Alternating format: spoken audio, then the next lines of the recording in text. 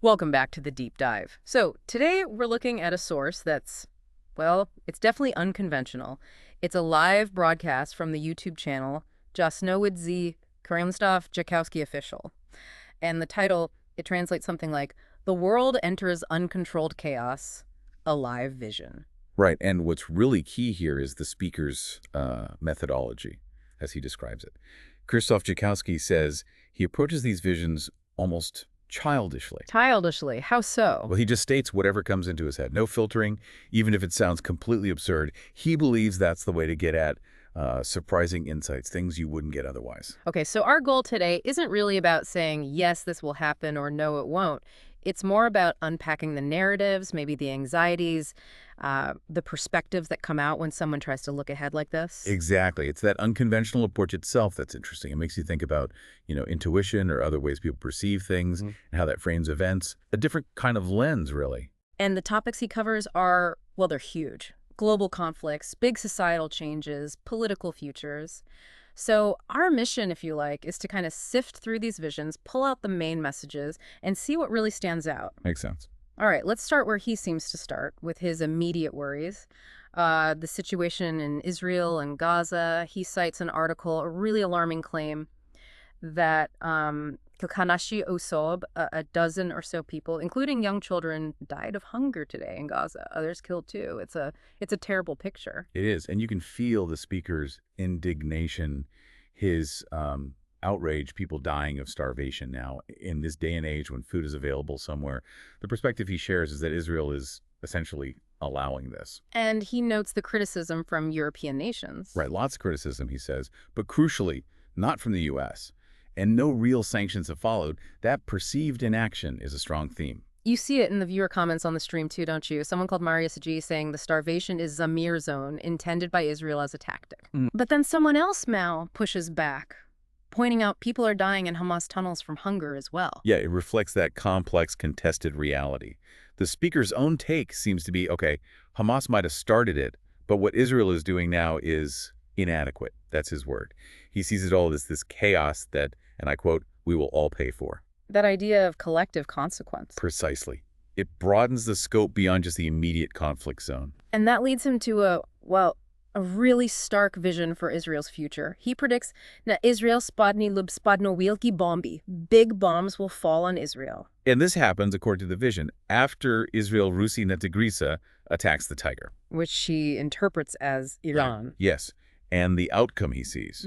Israel, Dudia Mirsim Snitsoni, largely destroyed. Survivors leaving the state itself. He says it will persist and he's cease to exist. Cease to exist. Or become tiny like a single city. Right. Mas Meshim Jakshed no Miasto by 2028. And then there's that strange detail. Ludnish Corintu, the people of Corinth from Greece, being involved somehow. Corinth. That's unexpected. Adds a very odd layer. It does. It gives it this almost ancient prophetic feel, linking it to, old port cities and maybe wider shifts. Okay, so beyond these immediate, intense conflict visions, he also looks at slower changes. Let's talk demographics in Europe. He's noticing falling birth rates, shrinking cities, points out that even with Ukrainians and Germans coming to Poland, the natural increase is negative. And here's where he makes a connection that's quite pointed. He links this back to a past zaraza, an epidemic, a time when people were, in his words, ordered to take something. Right, implying a connection to maybe vaccines or treatments during the pandemic. It seems so. He suggests these falling birth rates are just the beginning, implying some kind of long-term, maybe hidden consequence. It definitely taps into that vein of distrust towards authorities and fear about unseen effects. That's quite a leap, connecting those dots. And then he gets more specific, looking at Europe in 2025. He predicts, Dzieci pójdą do szkoły, children won't go to school, not everywhere, but in certain areas. Why? A new infection. Yeah, and the details are vivid again. Doctors will be zagląd buzi, looking into mouths, so the symptoms are visible there. Yeah. And maybe not just kids are affected, but importantly, he sees it as ogniska outbreaks. Specific places, not like a total national shutdown again. So, localized flare-ups. Seems to be the idea. It speaks to that lingering anxiety about health, control, things being unpredictable, but maybe in a different form this time. And he anticipates the reaction, doesn't he? Speculation that it's a biologics new, a biological weapon, or that dushpodzuka, someone's planting it. Exactly. Leading to Spory papash, significant panic. He even throws out some possible names. Lizajoka or Lisa E. Dobre, which might relate to, like, a skin condition. Mm. And then listeners chime in suggesting scarlatina, scarlet fever, or that it came from a UK lab. Right, so people immediately try to pin it down, give it a name, find a source, often externalizing blame. It shows how fear quickly seeks concrete explanations, even if they're speculative or based on, well, not much. Okay, shifting gears from health anxieties. Let's talk politics. Big changes envisioned there too, starting with the EU. He sees a Unia Europejska dwóch albo trzech biegów, a 2 or 3-speed European Union, originating from Germany, maybe France involved too. Right, and the core implication is division. Twarzany, granite controlly, granite snitch, creating border controls again. He suggests this becomes permanent for some countries. So the Schengen zone shrinks. Effectively, yes, only Church Creteau, a part of the EU countries, would keep those open border privileges. Others, and he mentions potentially Paswa niektóre some post-communist countries, maybe Poland included, Poland too. could lose Schengen access. Temporarily, perhaps, justified by bezpieczeństwem, security concerns, or called a okres przyszłej, a transitional period. But they'd still be in the EU, just with internal borders back up. That definitely speaks to fears about EU fragmentation, doesn't it? Core versus periphery. Absolutely. The fragility of that unity, especially when security is invoked. Okay, let's hop across the Atlantic. The United States. He has a really surprising vision about Donald Trump. That he, won't finish his term. Yeah, that's a bold one. How does he see it happening? Sudden illness. Hospitalized. And it's quick. His time in office ends within a few days, maybe a week, 10 days. Wow. A sudden health crisis ending a presidency. In predictions like these, that often symbolizes a desire for or fear of abrupt change at the top, especially in polarized times. But wait, it gets even more fundamental for the U.S. He sees Amerykańskie stany kompletnie się niezależnione, all American states becoming completely independent. Independent, like breaking up? Not entirely. He clarifies they remain one country militarily, but each state gets kompletnie prawa jak osobne państwo, complete rights like a separate country, leading to, get this, American presidents, many presidents. Many presidents. So like state-level presidents alongside a national one. Or, it's not perfectly clear, but the thrust is radical decentralization, extreme states' rights. Okay.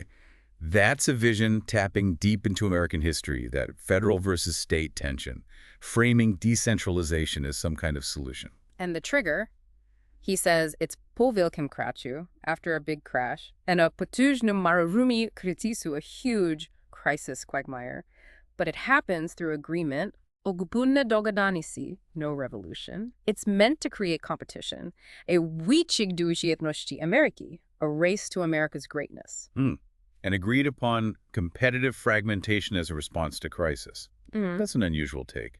Did he mention the dollar in all this? He did, but briefly. Said he felt it nieróżnie, unclearly, and kind of pulled back from that vision. Oh, interesting. So even within his process, there's an acknowledgement of uncertainty. Not everything is crystal clear. Yeah, exactly. Okay, let's round out the political tour with Poland. And here, the vision turns pretty dark. He feels the Pastupadui, the state has fallen. That's strong language. Long. And he says, Ten tori przyjdzie zdradzić Polska. The one who comes will betray Poland. With a plans Jackowski, a plan to betray Poland, supposedly ready for years. Betrayal and a fallen state. That really resonates with Poland's historical anxieties, doesn't it? Fears about sovereignty, external influence, partitions. Deeply embedded fears, yeah. And he sees consequences. Poland will zimnizi, shrink. Poles will have to wsimizacz, move because of lost territories. He specifically mentions areas like Zalzi, Transolza, and Tiraspol near the border with Ukraine, suggesting something happens od granicy Ukraina from the Ukrainian border. So territorial loss linked to the east, again, hitting those historical nerve points. He also steps back for a moment just to critique Polish democracy as he sees it now. Mentions politicians' disrespect, doubts about elections, the gap between high healthcare costs and long waits, and a sense of citizen apathy. So connecting the grand, dire visions to everyday frustrations with the current system. Seems like it. Okay, one last key area, Ukraine. His prediction for Volodymyr Zelensky is blunt. He will cynically disappear, and Nibatin Ukraini won't be in Ukraine anymore. Disappear? How? He specifies a zamach stanu, a coup d'etat, organized by Russia, he claims. And this coup leads to a split inside Ukraine between Zelensky's supporters and opponents. So internal division being key. Yeah, that narrative of an internal split, possibly fueled externally, being the route to change. It's common in conflict analysis, though often highly contentious. The idea that removing one leader magically solves everything. And he presents Putin's supposed view that Zelensky is Roga Ukraini, an enemy of Ukraine, specifically an enemy to peace. Because in this view, Zelensky represents Western interests, not Ukrainian ones, and has Serki Wapwe wide influence from outside. Right, so the claim is peace, doji, twardi kidijini's micheki will only come when Zelensky is gone. And then there's another layer, almost conspiratorial. Go on. He suggests Zelensky might be Santis Vodikorik Brediwatko blackmailing some leaders. Blackmailing over what? Something produced before the war, apparently, that could pogorjic nanik politico incriminate well-known politicians. Okay, that adds a whole cloak and dagger element. It does.